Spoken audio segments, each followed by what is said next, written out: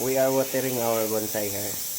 Happy advanced anniversary. 5 years? 5 years? 10 years? Sino ba yung 5 years? Sino yung 5 years? Yo. Ano lang natin ba? Yan, isa pa rin sa manang. Saka ka manang? Bakit? Bakit hindi ka magagalit pag ganun manang? Ha? Meaning to say, you are the most powerful. Yeah. Ganun pala. Yeah. Ganyan talaga ang buhay, mga kaibigan. The better to be collected is bonsai rather than you are collected a gold here out there. No? Mangunguliksyon ka ng gold digger. Ang dami mga gold digger dyan. No? Ilaron ragad, lengkad-lengkaran din ka. Yo!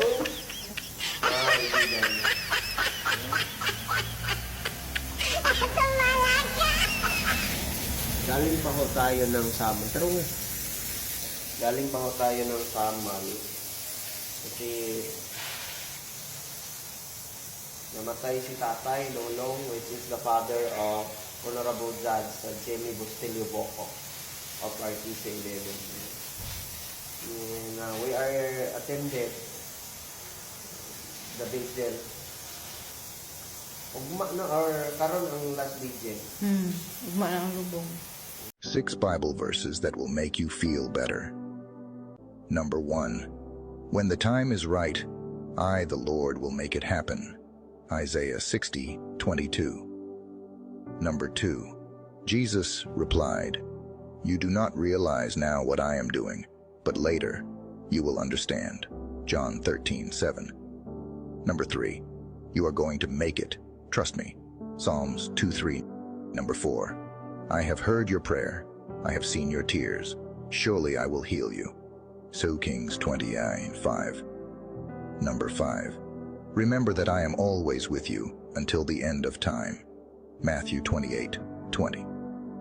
Number 6. The pain that you've been feeling can't compare to the joy that is coming. Romans 8:18. Drop an amen if you have God in your heart. God bless you. I asked God, why do bad things happen to good people? And God answered, even the strongest trees face the harshest winds. Every struggle has a purpose, to make you stronger. I asked again, then why do I feel so alone? And God said, just because you can't see the sun at night doesn't mean it's not there. I am always with you, even in silence. With a heavy heart I asked, will things ever get better? And God answered, yes, but in my time, not yours. Trust me, the storm will pass, and the sun will shine again. I hesitated before asking, but what if I'm not strong enough? And God replied, when you are weak, I am your strength. You don't have to do this alone. Tears filled my eyes as I whispered, do you still love me? Let's pray for this Wednesday. Midweek prayer. Lord, we need your strength today. If this prayer spoke to you, don't keep it to yourself. Send it to someone who needs it today. Heavenly Father, thank you for bringing us to the middle of this week. You are our refuge and our strength, an ever-present help in times of need. Today we seek your guidance, your peace, and your wisdom in all that we do. Forgive us, Lord, for the times we allowed distractions to take us away from you. Cleanse our hearts, renew our minds, and help us to stay focused on what truly matters. Give us the strength to persevere and the faith to trust that you are working all things for our good. We pray for those who feel weary and burdened. Lord, lift them up and give them peace. Let this be a day of renewed hope, fresh anointing, and divine encounters. Open. Nami sa work. Sita kami kay Tatay Lolong, Papa ni Judge Boco. Talaga?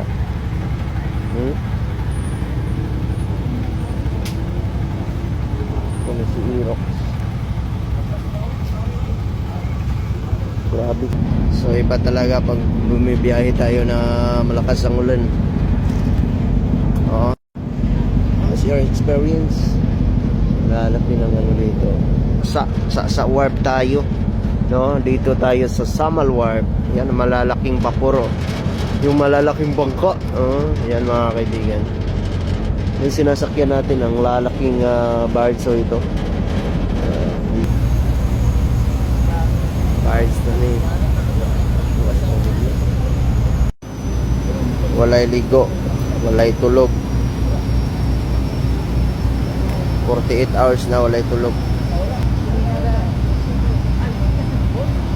Tubil. Kay straight itong biyahe ron. Ito ang dagat.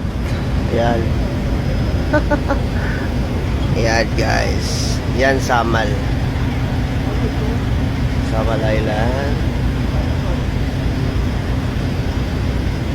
The most visited tourist destinations in Asia. Island Garden City, Samal. Yan, or Icacos. Yan mga kaibigan. Uwi na tayo. Mga kaibigan.